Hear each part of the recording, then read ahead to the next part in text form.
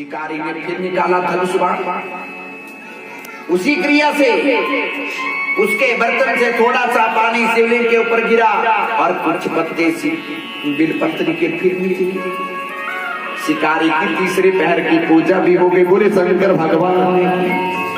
शिकारी को पता नहीं है कि नीचे क्या वस्तु है, शिवलिंग है, लेकिन अनजाने में पूजा हो रही है, क्योंकि मेरे प्रभु पता नहीं किसको कब कौन सी बुद्धि दे दे। तीसरे पहर की पूजा पूरी हो।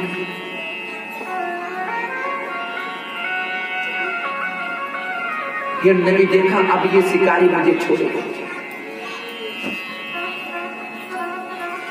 हिरण पूछने लगे, मुझे मारने के बाद तेरा कौन सा कार्य हल होने वाला है? शिकारी कहने लगा, देखो हिरण, मैं अपनी मर्जी से किसी को मार नहीं रहा हूं, लेकिन मैं भी मजबूर हूं। अगर मैं तेरा मांस लेके नहीं जाऊंगा तो मैं अपने परिवार को क्या खिलाऊंगा? हिरण कहने लगा, बड़ी अच्छी बात है, ये मरने के बाद वैसे भी शरीर बेकार हो जाएगा, तेरे परिवार की भूख शांत करने के लिए इससे बड़ा पुण्य कोई नहीं। लेकिन एक बात सुनो, मैं अपने परिवार को समझा के आता हूं, क्योंकि मेरा परिवार बहुत बड़ा है। उनको जीने का रास्ता बता के आता हूं। अपनी पत्नियों के पास बच्चों को संभाल के आता हूं, उसके बाद मुझे जो करना है। शिकारी कहने लगा, इससे पहले भी कई बार वो भी वादा करके चले गया, तू भी चला जाएगा, फिर मैं घर लेके क्या जाऊंगा? हिरण कहने लगा, मैं तुम्हें वचन देता हूं, जितना पाप दान देने के बाद उसका बखान करने वाले को लगता है, उतना पाप मुझे भी लगे। बोले शंकर भगवान। सबसे बड़ा पाप है दान करके उसका बखान करना। आप दान करो, कर्म करो,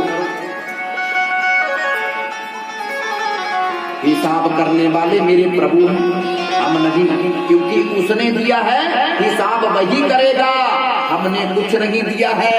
हम कौन है देने वाले? कल सोई देने जिस फिर क्या करें, क्या नहीं देने में? क्योंकि मेरे प्रभु का कभी ऐसा मत करना, मैंने कहा है विश्वास करो। ये देवस्थान है,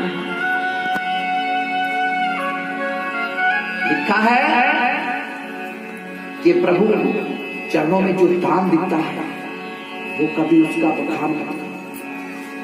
तू अपनी नवेड़ तेनो होर नाल की, तू गठड़ी संभाल तेनो चोर नाल की। तू दान कर, कोई इसको चोरी कर रहा है, कोई खा रहा है, कोई हिसाब वो देगा, तू क्या लेगा? कभी मत करना ऐसा बखान, नहीं तो आपने जो आज तक किया वो सब गई भैंस पानी में, सारी चली की सारी पूछे। कभी मत करना ऐसा। बोले बांके बिहारी लाल।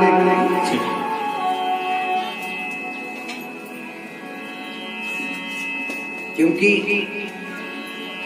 हम 10 रुपए देते हैं, हिसाब 100 का मांगते हैं। बोले बांके बिहारी लाल। सबसे बड़ी बात है हमारे को क्या सोचना, पाप दान देने वाले को बखान करने के बाद लगता है उतना पाप मुझे भी लगे। शिकारी ने उसको भी जाने दिया। तीनों जब घर में इकट्ठे हुए आपस में बात करने लगे, हम तीनों तो उस शिकारी से वादा करके आए हैं। सबसे बड़ी हिरण कहने लगी, स्वामी मेरे बच्चे मेरी छोटी बहन के साथ बड़ा प्रेम करते हैं, उस शिकारी से जो वादा किया है उसको पूरा करने के लिए मैं जाती हूं।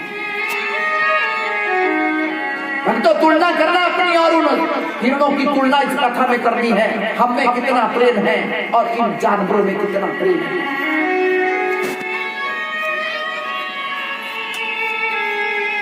जब बड़ी बहन ने ऐसा कहा, छोटी कहने लगी, नहीं बहन, मेरे होते हुए मैं तो तेरी दासी हूँ। देखिए छोटी बहन बोल रही है, मैं तेरी दासी, ये काम मुझे करना चाहिए। आंखों से आंसू बरसने लगे। ये जानवर भी एक दूसरे के लिए मरने जा रहे हैं, लेकिन हम इंसान एक दूसरे को मारने के लिए जा रहे हैं।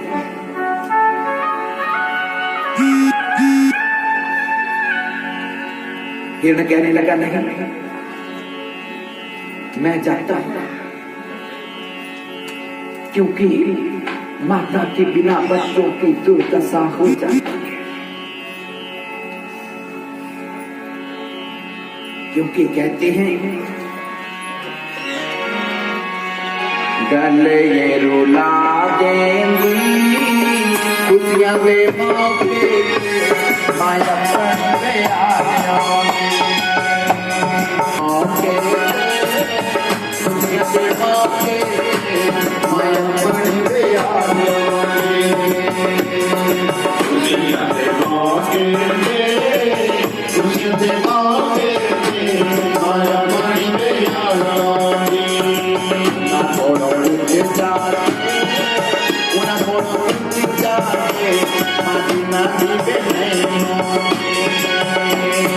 una política una política máquina vive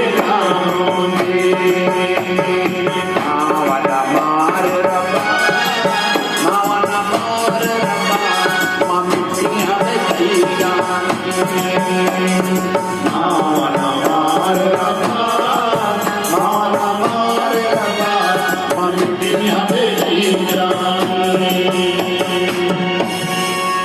हिरण भी कहने लगा, माता के बिना बच्चे रहते नहीं हैं, इसलिए मैं जाता हूं। आपस में तीनों विवाद करने लगे, नहीं मैं जाऊंगा मैं जाऊंगा। अंत में हिरण कहने लगा, चलो हम तीनों ही चलते हैं। और क्या किया, अपने बच्चों को दूसरे हिरणों के पास छोड़ा, हम थोड़ी देर में आ जाएंगे। तीनों चल पड़े।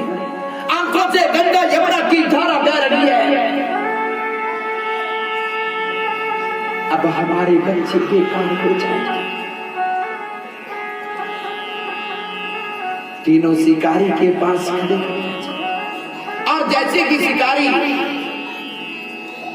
नीचे उतरने लगा, फिर वही क्रिया हुआ। उस बर्तन से कुछ बूंदे पानी की शिवलिंग के ऊपर गिरी, बिल पत्तियां गिर करके शिवलिंग के ऊपर पड़ी। चौथे पैर की पूजा भी हो गई। बोलिए शंकर भगवान। इसी तरह जागते जागते शिकारी की 4 पैर की पूजा पूरी हो गई। नीचे उतरा, इतने में बच्चों को पता चला, हिरण के बच्चे माता पिता के पीछे दौड़ते हुए वहां तक पहुंचे। अपने माता पिता के आगे खड़े हो गए। शिकारी को कहने लगे, पहले हमारी हत्या कर। हिरण बोलो मेरी हत्या कर, मुझे मार। हिरनियां बोलो हमें मार। अब तो 4 पहर की पूजा पूरी हुई, सारे पाप भी धुल चुके।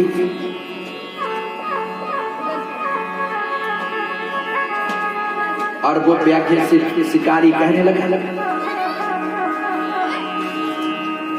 मन में विचार करने लगा, ये जानवर होके भी आपस में कितना प्रेम करते हैं, मैं कितना मूर्ख हूं। सारा जीवन बीत गया मुझे पाप करते हुए, इन जानवरों का शिकार करते हुए। अपने परिवार को, लेकिन वो परिवार तो मुझसे इतना प्रेम नहीं करता है जितना ये करते हैं। तुम सब चले जाओ। इतने में भोलेनाथ वहां पे प्रकट हो गया। बोले शंकर भगवान अपना चतुर्भुज रूप लेकर के, त्रिशूल डमरू लेकर के अपना विराट रूप दिखा दिया।